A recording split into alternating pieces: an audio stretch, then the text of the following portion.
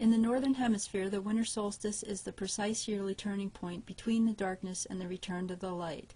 It is the natural, celestial, organic, holy day, holiday that can be celebrated by everyone. There are many ways to celebrate the winter solstice. There's no one way or right way.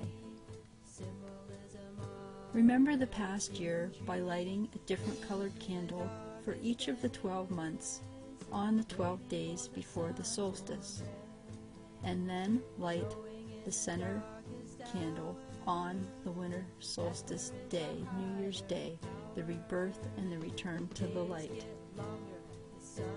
This tradition relates all the way back to the ancient Babylonian sun god Shamash, in that the center candle on the menorah was also named Shamash.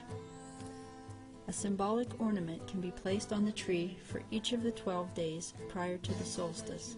Ideally, they would come out of an Advent-type box. And you can also go to theaquariancalendar.com and review the information on the past 12 months to help you remember the past year so that you will be inspired for a new vision for the new year. In the northern hemisphere, the evergreen tree is a symbol of the north and the Earth's pole because it is in the direction of the cold. A fake tree can be used repeatedly and is a good way to recycle, but buying a small live potted tree that can be planted is preferred because planting new trees will sequester carbon in the future and make oxygen and produce habitats for animals. Planting a live tree from the solstice can be a lasting memory, and it can be a living symbol of solstices past. For a passive solar energy design relationship, evergreen trees should then be planted in rows on the northern side of the house, or if you're in the southern hemisphere, the southern side of the house, because that is the direction that the winter winds come from. Do not plant evergreen trees on the equator side of your house, because it will eventually block the passive solar energy gain into the structure.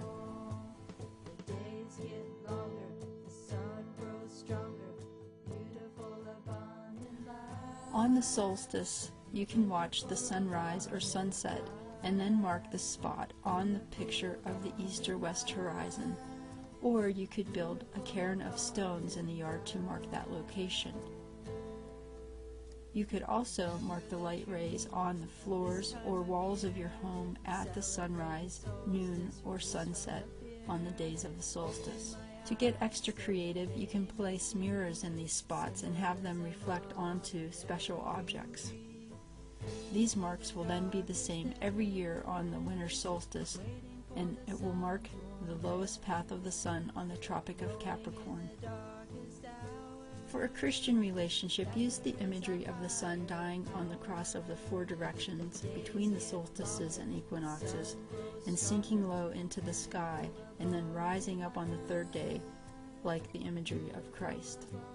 See the sun as the light and the goodness in the center, just like your heart, just like the light of the crystal that is in your center in your heart.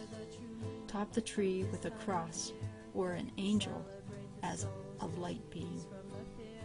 For a Wiccan relationship, top the tree with a five-sided star representing the four elements in the four directions and the fifth element of the spirit in the center.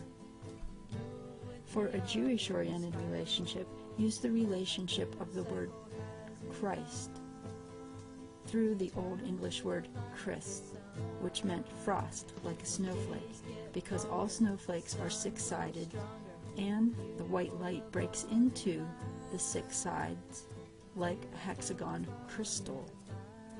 And this also relates to the six-sided primary secondary colors of the rainbow, forming the Star of David like a color wheel. And the tree could then be topped on the actual solstice with either the six-sided snowflake or the six-sided star representing the light of the sun, and it is also symbolic of the celebration of the light.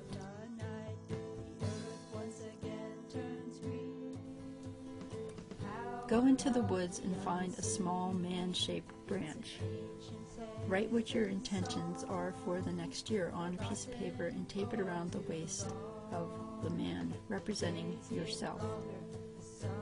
And then open it up next year on the solstice and see if you fulfilled your goals and dreams. You can also cut out symbolic crystal six-sided snowflakes out of paper.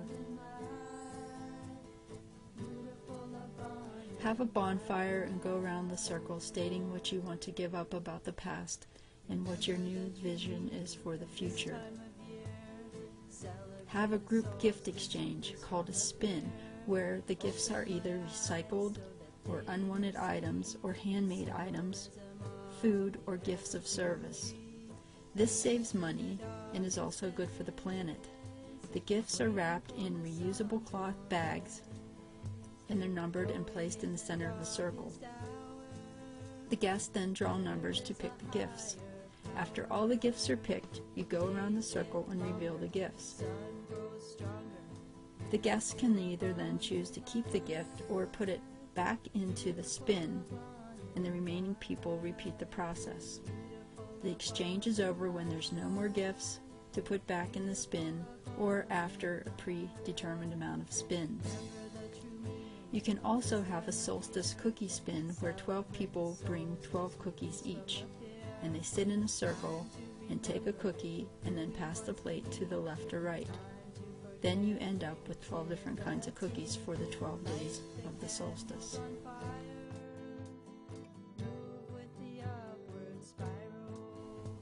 The solstice can be equated to due north, and on a compass that would be between 360 and 0 degrees on the circle. This is also the equivalent to the place of midnight on a clock. The clock face, like the wheel of time, was represented in Yule celebrations. The word Yule translates as wheel, and the wheel of time was represented by a slice of the tree trunk, and at the end of the yearly cycle it was burned on the solstice. This burning by fire represented the releasing of the past and the transformation and new beginning. And this tradition relates way back to the word chronology, which came from the Greek word for the god Kronos. And ironically, Kronos also sounds like the god of sowing and harvesting, which is represented by the seed and the new beginning. And this was celebrated during the festival of Saturnalia, which was named after the last known planet of the time, Saturn. And this is also why the last day of the week we call Saturday. The winter solstice is the time of the negative, the cold. It is the time when the sun appears to die low on the horizon, but is transformed and reborn, and the light rises again. The forces of darkness and death have been symbolically personified throughout time into the grim reaper, who evolved from the Kronos, who holds the hourglass, showing us the time is up. In the North American Native tradition, the North is the place of the ancestors. The North is also the place of cremation and transformation of the fire. Then the unseen spirit is resurrected, like the symbol of the dragon.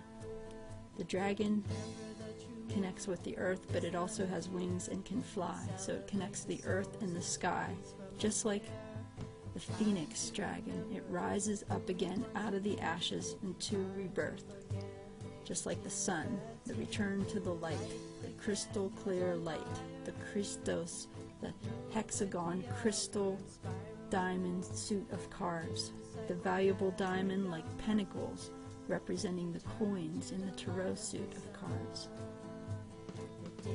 Whatever your background, you can come up with a new solstice tradition.